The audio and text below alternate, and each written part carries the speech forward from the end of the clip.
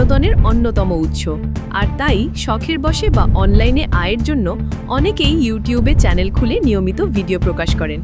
তবে ভিডিওর মান ভালো হলেও ভিউ ও লাইক সংখ্যা কম থাকলে আয়ের পরিমাণ কমে যায় ভিডিওগুলোর নির্মাতাদের। আর তাই নিজেদের তৈরি ভিডিওর ভিউ ও লাইকের সংখ্যা বাড়াতে নানা ধরনের চেষ্টা করেন নির্মাতারা। কিন্তু এবার ইউটিউবের নতুন কৃত্রিম বুদ্ধিমত্তা এআই প্রযুক্তির সার্চ ফলাফলের কারণে নির্মাতাদের আয় ও ভিডিওর ভিউ কমে যাওয়ার আশঙ্কা করা হচ্ছে। ইউটিউব সার্চে এআই সার্চ ফলাফল চালুর ফলে ব্যবহারকারীদের প্রয়োজন অনুযায়ী বিভিন্ন নির্মাতাদের ভিডিওতে থাকা তথ্যের সারাংশ সহ ভিডিওর থাম্বনেইল দেখা যাচ্ছে। শুধু তাই নয়, ভিডিওর থাম্বনেইলে ট্যাপ করলেই তা সরাসরি চালু হয়ে যায়। এর ফলে ইউটিউব ব্যবহারকারীরা ভিডিও না দেখেই সেখানে থাকা তথ্য সরাসরি জানতে পারায় সার্চ ফলাফলে থাকা সব ভিডিওতে ক্লিক করতে হয় না। এতে ইউটিউবে ভিডিও নির্মাতাদের আয় ও ভিউ কমে যাওয়ার আশঙ্কা তৈরি হয়েছে।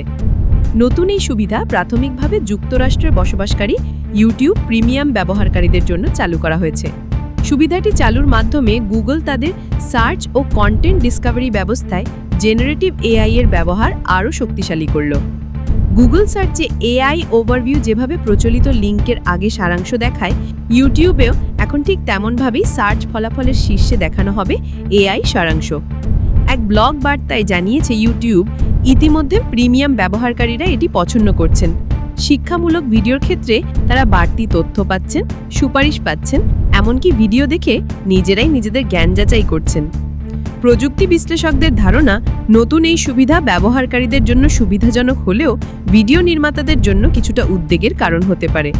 ইউটিউব ভিডিওর সারাংশ সার্চ ফলাফলে দেখা যাওয়ায় অনেক ব্যবহারকারী পুরো ভিডিও না দেখেই প্রয়োজনীয় তথ্য জানতে পারবেন। এতে ভিডিওর ভিউ কমে যাওয়ার পাশাপাশি কমে যেতে পারে মন্তব্য, লাইক বা চ্যানেলের নতুন নিবন্ধনকারীর সংখ্যা।